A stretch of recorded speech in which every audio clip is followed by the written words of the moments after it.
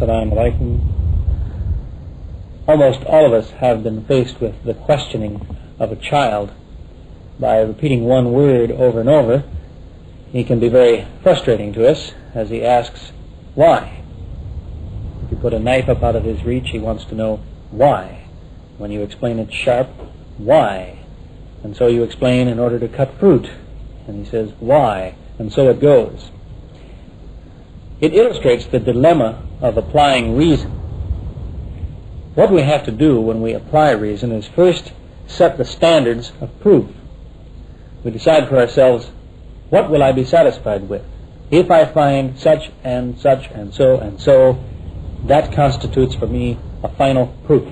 We have to decide that first.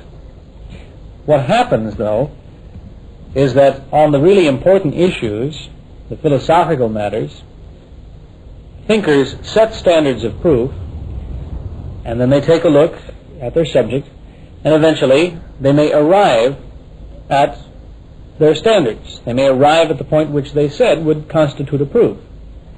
But then they ask for a proof of the proof. The key to avoiding this endless dissatisfaction is to satisfy ourselves about standards first. To satisfy ourselves that such and such a list of criteria constitute proof, satisfying proof. And then we test the subjects that we examine. In particular, I will apply this to the Quran. Now, ask a thoughtful Christian why he is a Christian, and he will usually reply, the miracle of the resurrection. The basis for his belief being that about 2,000 years ago, a man died and he was raised from the dead. That is his miracle, his touchstone, because all else depends on that. Ask a Muslim, well, what is your miracle? Why are you a Muslim? Where is your miracle? And the Muslim can go over and take his miracle off the shelf and hand it to you, because his miracle is still with us today. It is the Quran. It is his touchstone. While all the prophets had their signs, Moses had the competition with the magicians of Pharaoh. Jesus healed the sick, raised the dead, and so on.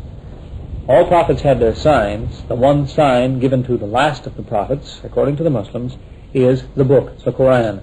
And this one sign is still with us. And doesn't that after all seem fair?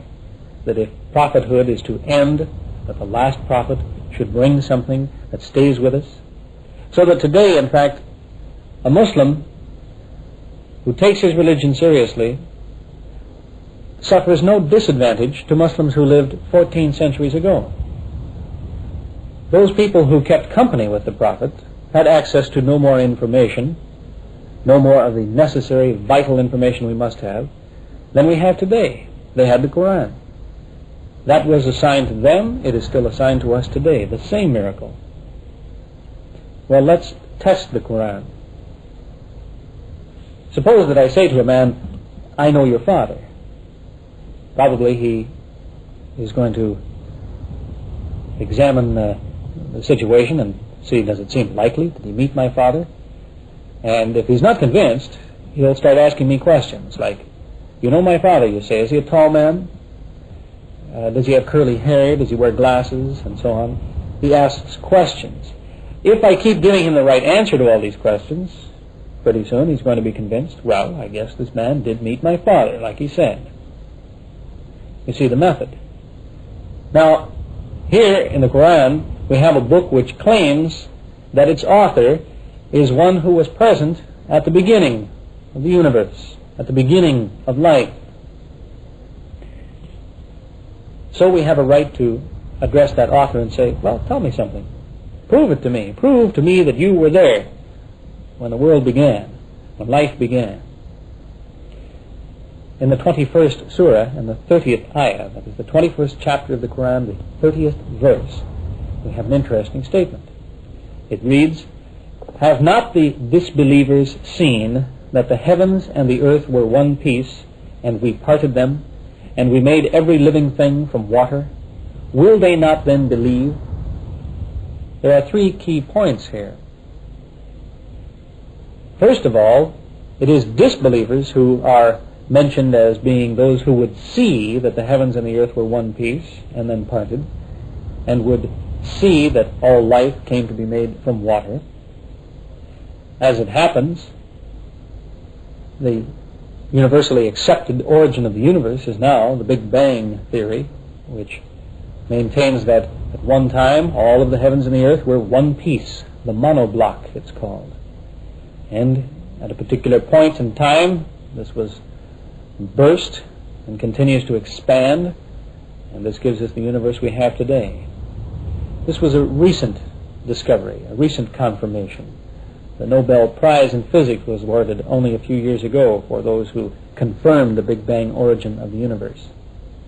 It was only about 200 years ago that Leeuwenhoek and others perfected the microscope and discovered for the first time that living cells are composed of about 80% water.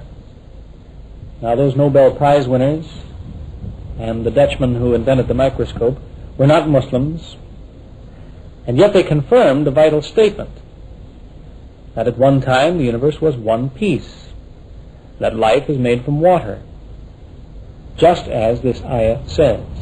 Have not the disbelievers seen that the heavens and the earth were one piece, and we parted them, and we made every living thing from water? Will they not then believe? Well, this sounds like an answer to the question we started with, when we asked of the author, tell me something that shows me you were present when the universe began, when life began. Now, everyone must be committed to something. You have to put your foot down someplace. It is impossible to be neutral at all times. There has to be a point of reference in the life of any thinking individual. You have to take a stand somewhere. The question, of course, is to put your foot down in the right place.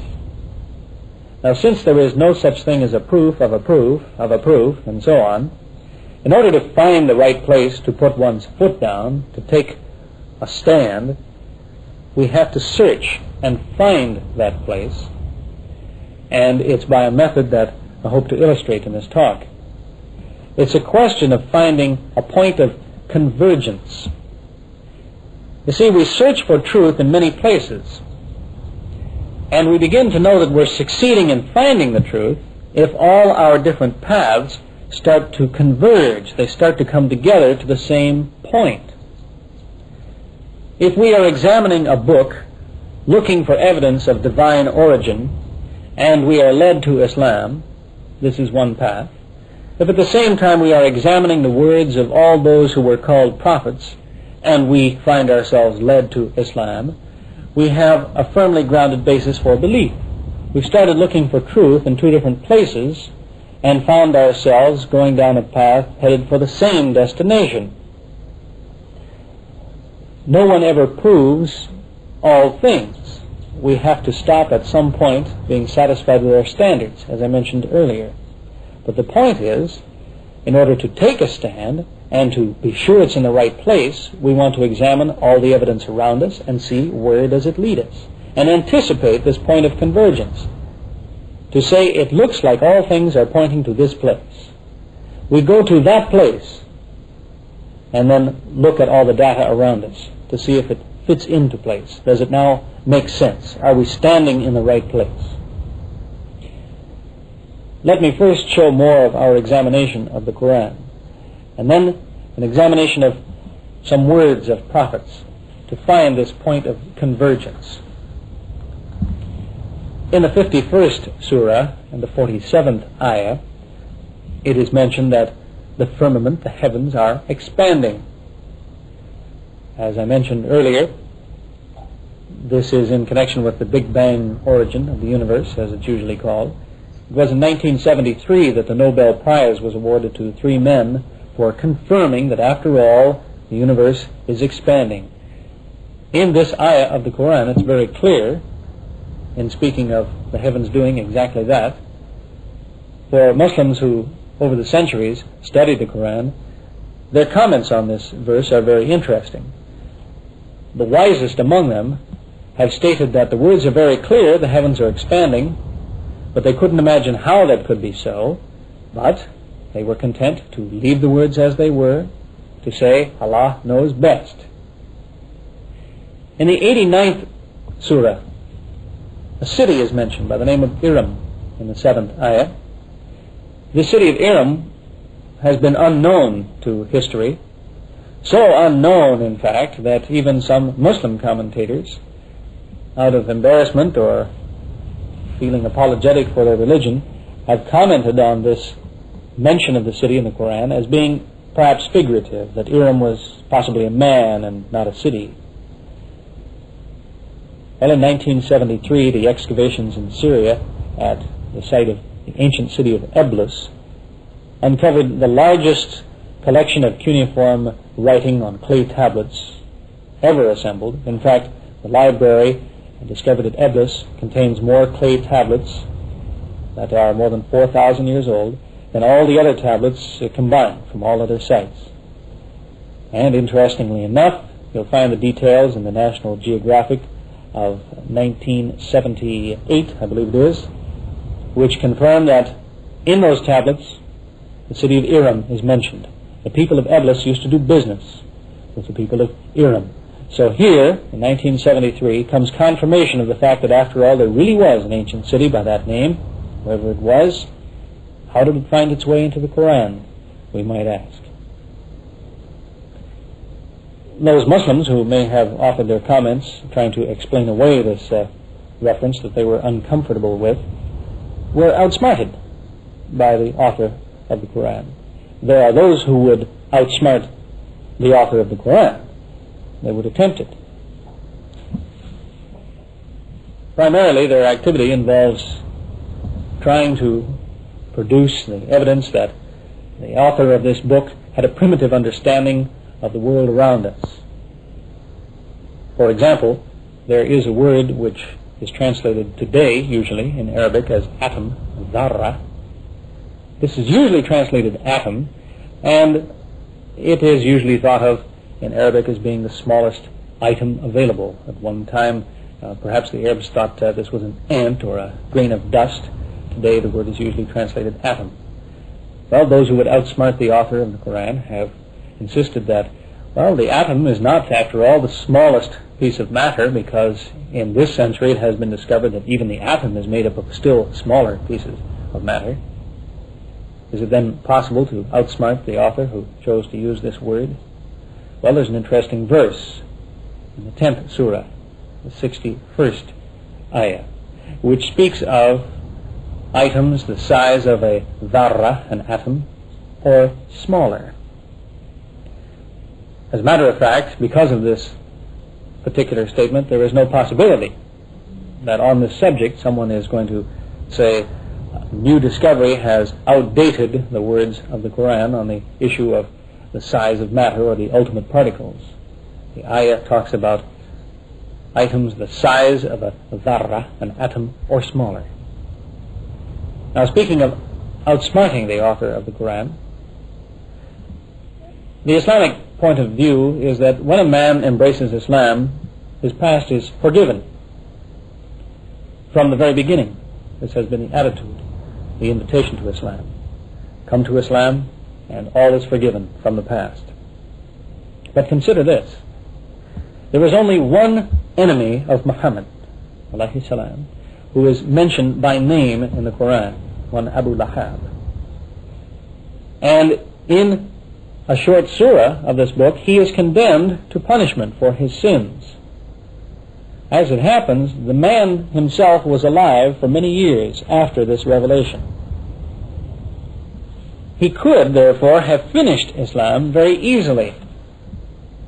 He needed only to go to the Muslims to announce his conversion.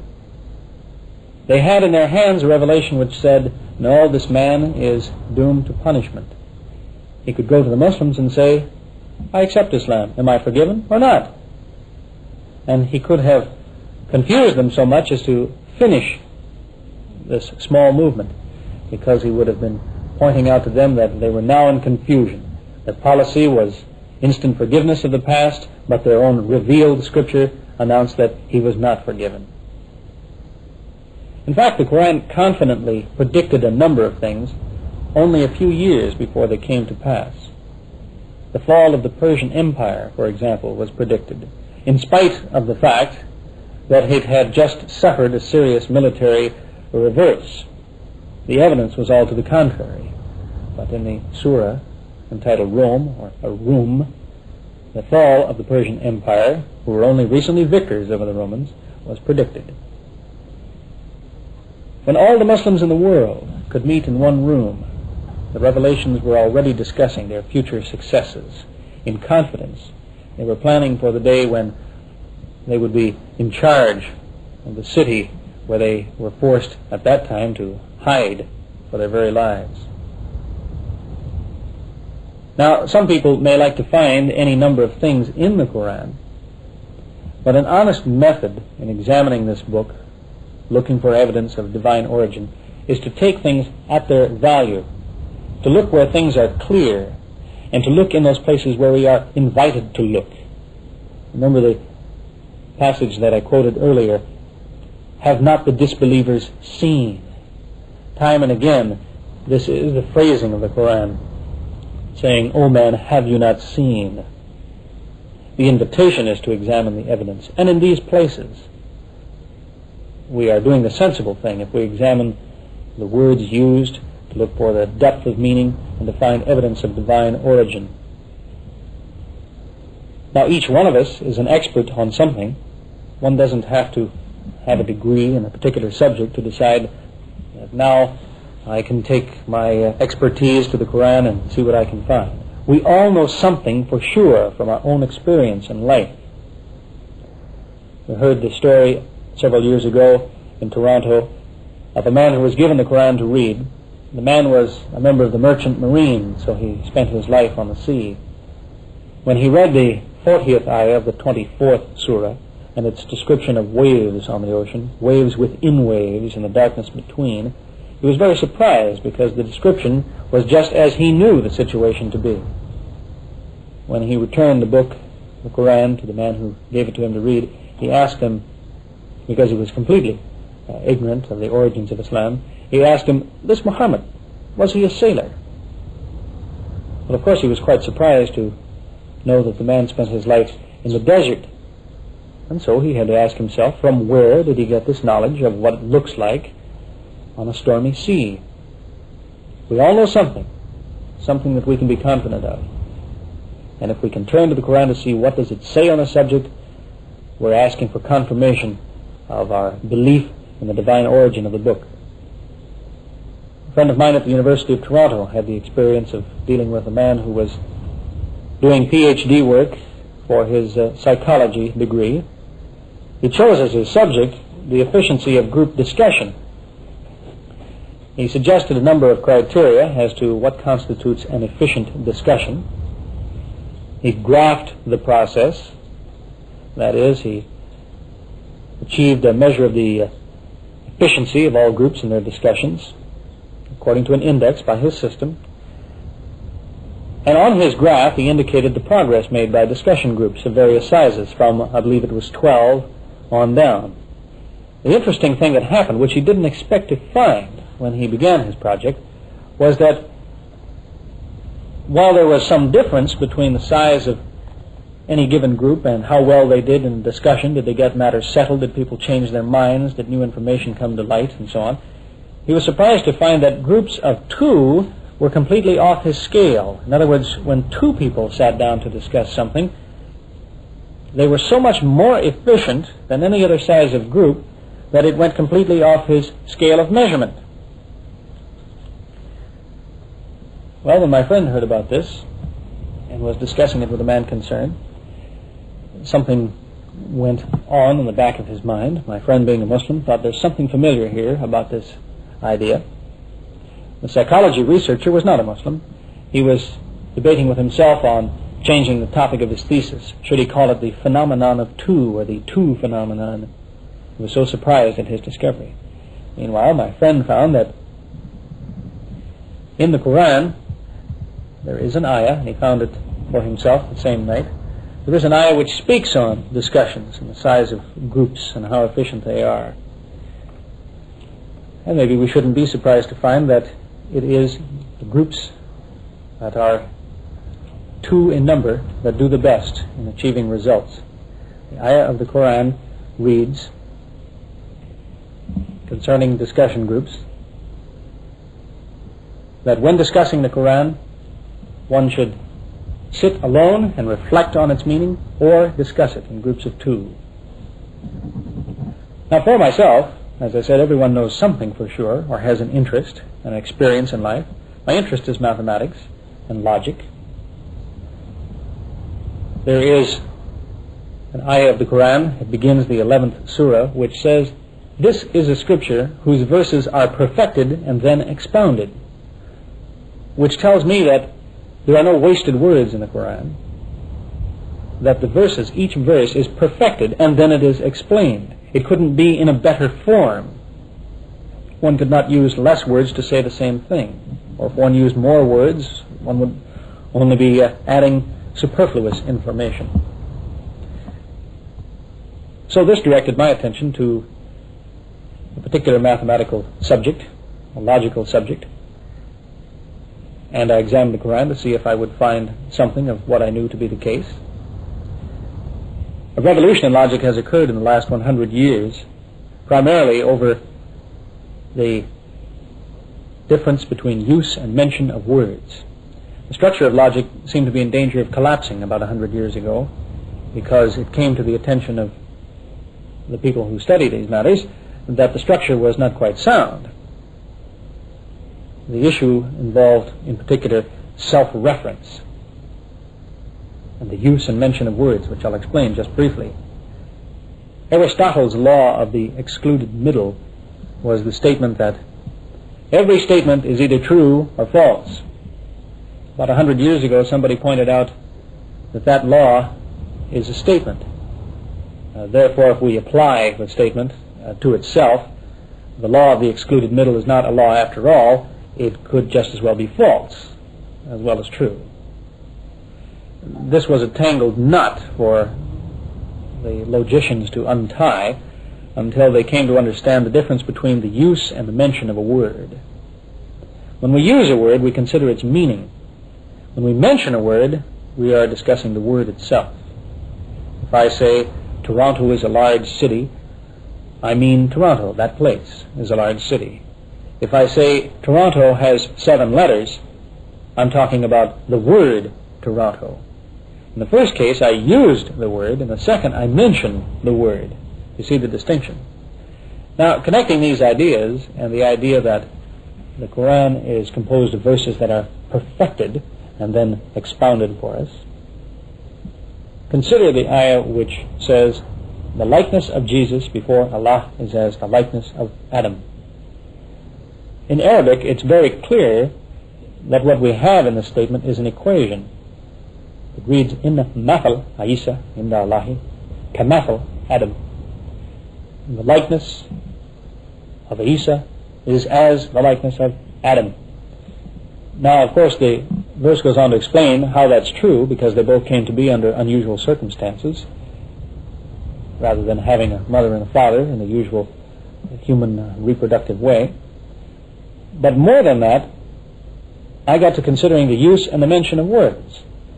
The words are used clearly enough. Jesus is like Adam, and by Jesus and Adam we mean those 2 men. But what about the mention of the words? Was the author aware of the fact that if we're considering the words as words in themselves, this sentence also reads that Jesus is somehow like Adam? Well, they're not spelled with the same letters. How can they be alike in this revelation? Well, the answer came to me fairly quickly, and I took a look at the index of the Quran. The index of the Quran has been available only since 1945. This book was the result of years of work by a man and his students who assembled a book which lists every word in the Quran and where it can be found. So when we look up the word Isa, Jesus, we find it in the Quran 25 times. When we look up Adam, we find it is in the Quran 25 times. The point is they're very much alike in this book, those 2 symbols. Just as the word or the verse reads, they are equated. So following up on this idea, I then continued to examine the index, looking for every case where something was set up as an equation, where the likeness of something was said to be as the likeness of another thing. And in every case, it works.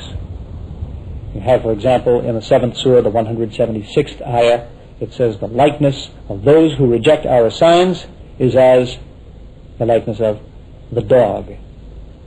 Well, the phrase in Arabic, the people who reject our signs, will be found in the Quran exactly 5 times. And so is the Arabic word al-kalb, the dog, 5 times.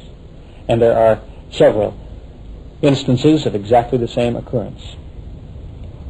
It was some months after I found this for myself that a friend of mine, who was continuing the investigation with me, made the suggestion that there are also some places in the Quran where one thing is said to be not like another thing. Well, as soon as he mentioned the thought to me, we both went for the index and had a quick look at several places where one thing is said to be not like another thing and counted their occurrence in the Quran. We were surprised, and maybe shouldn't have been, to find that, after all, they don't match up, but an interesting thing does happen. In the case, for example, as the Quran makes it very clear in an ayah that trade is not like interest, the 2 words will be found 6 times for one, 7 for another. And so it is in every other case. Where one thing is said to be like another, or not like another, they occur with a difference of 1 time. It will be 5 of one, 4 of the other, or 7 of one and 8 of another. There is one interesting verse which I felt spoke directly to me from right off the page. It's in the 5th surah, the 100th ayah, which mentions 2 words in Arabic, al-khabith, the evil, and at-tayyib, the good. The verse reads, "Say, the evil and the good are not comparable, even though the abundance of evil will surprise you. So be mindful of your duty to Allah, O man of understanding, that you may succeed." Well, I had a look at those 2 words in Arabic, the evil and the good, and found that in the Quran they both occur 7 times. Yet the verse here is saying that they're not comparable. I shouldn't expect to find that they occur the same number of times. But what does the rest of this ayah say? The evil and the good are not comparable. The abundance of the evil will surprise you, and it did. There were too many of them. But it continues, so be mindful of your duty to Allah, O men of understanding, that you may succeed. So press on, use your understanding, and you'll succeed, is what the verse said to me. Well, in the 8th surah, I found the answer, the 37th ayah, where it reads, Allah separates the evil from the good. The evil He piles one on top of the other, heaping them all together. So here is the solution to the difficulty. While we have 7 occurrences of al-khabith, which matches up with the occurrences of the good, according to the principle in this ayah, evil is separated from good and then piled one on top of the other and heaped all together. We don't count them as 7 separate instances. A favorite difficulty, or supposed difficulty, which critics like to cite, or have cited in past years concerning the Quran, is that apparently, to their way of thinking, the author of this book was ignorant because he advised the Muslims to follow the lunar year instead of the solar year. And the critics say, well, the author was unaware of the difference in the length of years, that if one follows 12 lunar months, one loses 11 days every. The author of the Quran was well aware of the distinction between the length of the solar year and the lunar year. In the 18th surah, the 9th ayah, it mentions 300 years and gives their equivalent as 309 years. As it happens, 300 solar years is equal to 309 lunar years. But let's go back to my original scheme of the occurrence of words in the Quran. The word month in the Quran, shahr, will be found 12 times in the Quran, 12 times according to the index. There are 12 months in this book. If we find 12 months, how many days should we expect to find? The word in Arabic is yawm. And as it happens, you can look for yourself with a copy of the index. You will find there are 365 days in the Quran. As a matter of fact, the original issue which had me interested in looking up the occurrence of months and days was this distinction between the solar year and the lunar year. Well, for about 25 centuries, it has been known that the relative positions of the sun, moon, and earth coincide every 19 years. This was discovered by a Greek by the name of Meton, and is called the Metonic cycle. Knowing this, I looked again to the index for the word year, sanna, and found, sure enough, it occurs in the Quran 19 times. Now, what is the point of this perfect balance of words? For myself, it shows the author was well aware of the distinction between using words and mentioning words, a fine logical point. But more than that, it indicates the preservation of this book. After giving a lecture on the subject of the Quran, I touched on some of these subjects, and a questioner from the audience afterwards said, "How do we know we still have the original Quran? Maybe pieces of it have been lost or extra parts have been added." Well, I pointed out to him that we had pretty well covered that point, because since these items, the perfect balance of words in the Quran, has come to light only in this generation, anybody who would have lost a portion of the book, hidden some of it, or added some of their own, would have been unaware of this carefully hidden code in the book. They would have destroyed this perfect balance. It's interesting to note, too, that while such a thing might be possible to organize today by the use of a computer to coordinate all words so that whatever thoughts you might have as to the meaning of a sentence, however you might construe an equation out of a sentence, you could check for yourself, and the book would always have the balance of words. If that were possible today, if it were possible 14 centuries ago, why would it be done and then left hidden and never drawn to the attention of those who first saw this book? Why would it be left with the hope of the author who contrived this, that maybe in many centuries someone will discover it and have a nice surprise? It's a scheme that doesn't make sense. In the 25th surah and the 33rd ayah, we are told that no questioner will come to the Muslims with a question for which a good answer has not been provided, and a best explanation for whatever his question. That's Surah 25, Ayah 33. Well, what is it really saying? This ayah has said, for everything they say, we are given something to go back to them and reply. We look again to the index of the Quran, and we find that the word they say, in Arabic, qalu, is found 332 times. Now, what would be the natural counterpart but the Arabic word qul, which is the command, say? And you will find in the index it occurs 332 times also. In fact, an interesting feature of the Quran is that it replies to its critics as to its origins. That is, no one has yet come up with a suggestion as to where this book came from, which is not commented on within the book itself. In fact, the New Catholic Encyclopedia, under the heading Quran, mentions that over the centuries there have been many theories as to where this book came from. Their conclusion? Today, no sensible person believes any of these theories. This leaves the Christian in some difficulty, in their own words. You see, all the theories suggested so far, according to this encyclopedia, are really not acceptable to anyone sensible today. They're too fantastic. And yes, the Christian is left in some difficulty. Where did the book come from? Those who have not really examined the Quran usually dismiss it as being, as they say, a collection of proverbs or aphorisms, sayings that one man used to announce from time to time. They imagine that there was a man who from time to time during the day would think of some witty little saying and spit it out, and those around him would quickly write it down, and eventually this was all collected and became the Quran. Well, those who read the Quran find out that it's not anything like that at all. the collection of things said by the Prophet is the subject and the content of hadith. But the contents of the Quran are all in the form of a composition, an explanation.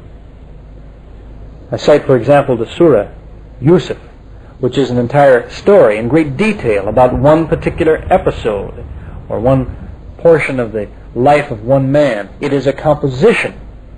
It is for this reason that virtually all those who have actually examined the Quran usually refer to it as being the product of the authorship is attributed to Muhammad and his coadjutors, in their words. His coadjutors. That means those who used to sit with him and compose the Quran. You see, they imagine that the Quran was composed by a committee. They acknowledge that there's too much information and it's too well composed for one man to have assembled. So they imagine that a committee of men used to meet regularly, bring their various sources of information, compose something, then hand it to this man and tell him, go to the people tomorrow, this is your revelation. In other words, it was a fraud concocted by a group of people. But what do we know about fraud? The Quran reminds us in the 34th Surah, 49th ayah, as it says, say, now the truth has come. And falsehood neither invents anything nor restores anything. In fact, it's hard to translate into English precisely, but what this ayah is telling us is that falsehood is not the source of a new thing. A new and truthful thing cannot come from falsehood, and falsehood does not restore to our minds the facts. Truth is agreement with facts. Falsehood is something else. So falsehood is empty. If something is born in fraud, it will never bring us new information. It will never endure. It will only collapse over a period of time. Another interesting ayah is a challenge in the 4th surah, the 82nd ayah, which is addressed to those non-believers. It reads, have they not considered the Quran? If it came from other than Allah, surely they would find in it many inconsistencies. You see, here is a challenge to the reader. If you think you have an explanation for where this book came from, have another look at the book. Surely you'll be able to uncover some inconsistencies to support your case. Imagine a student submitting a term paper or a final exam and then writing at the bottom of the page a note to his teacher. You'll find no mistakes in this paper. There are no mistakes on this exam. Can you imagine the teacher letting that rest? The teacher would probably not sleep until uncovering some inconsistency after a challenge like that. That's not the way human beings speak. They don't offer challenges like that. But here we have it in the Quran, a direct challenge saying, if you have a better idea as to where this book came from, here's all you need to do. Find some inconsistencies. Now there are critics who make the attempt.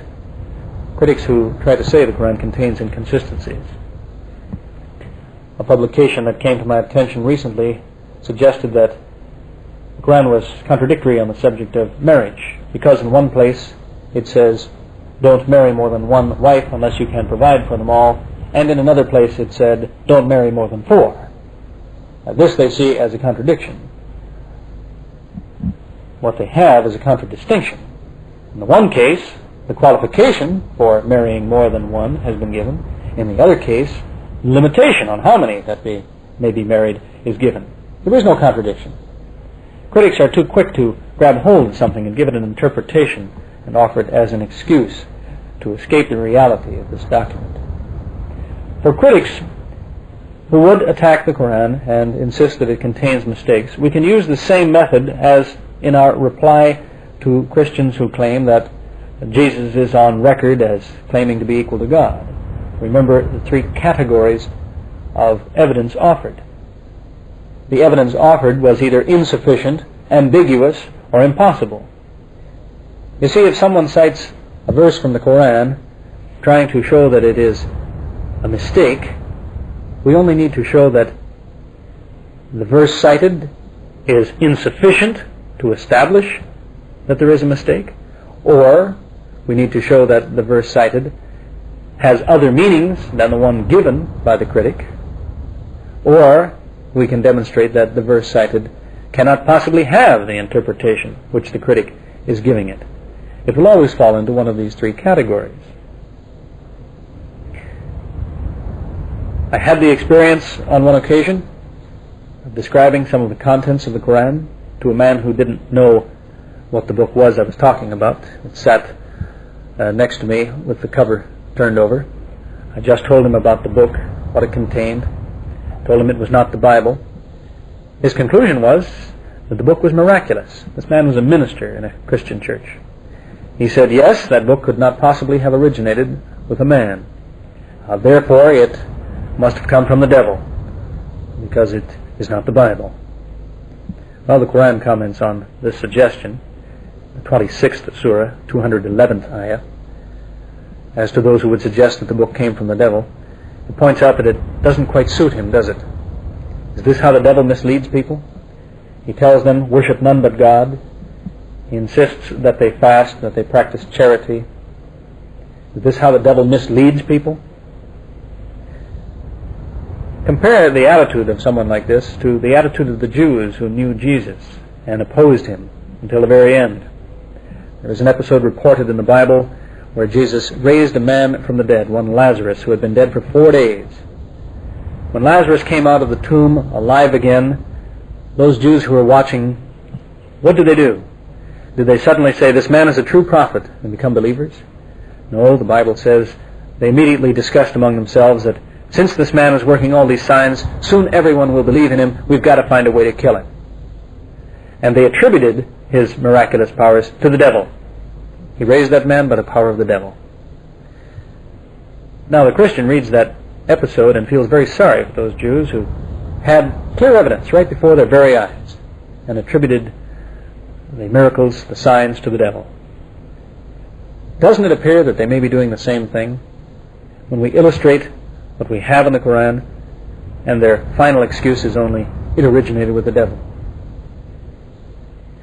There are those who will insist that the Quran was copied, that it originated in Christian and Jewish sources.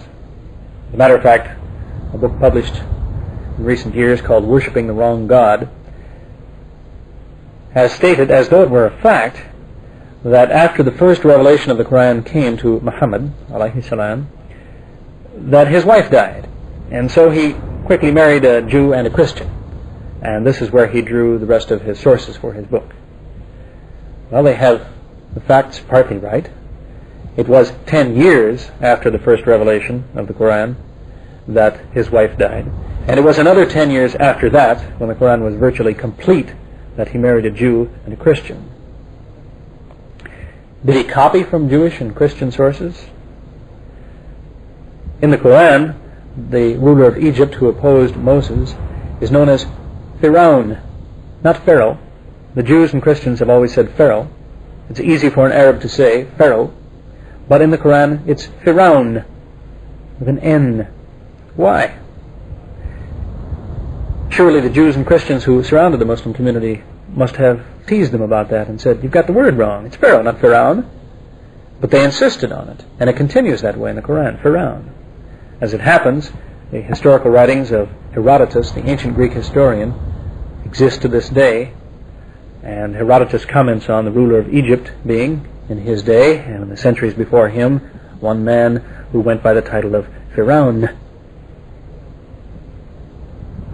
Did the book copy from Christian sources, where in the 4th Surah it insists that Jesus was not crucified, that this was only an illusion, or that the Jews who thought they crucified Jesus were mistaken because it wasn't really so? Christians would have no part of that. As it happens, the idea that Jesus was not really crucified is really very ancient and can be traced back to the 1st century. But Christians who believed that were eliminated as heretics within the first 200 years after the time of Jesus. And they weren't teaching this doctrine anywhere around the Arabian Peninsula 14 centuries ago. Could the author of the Quran have been copying from Christian sources when he says in the 3rd Surah, the 46th Ayah, speaking of Jesus, that he spoke to men as a babe and in later life.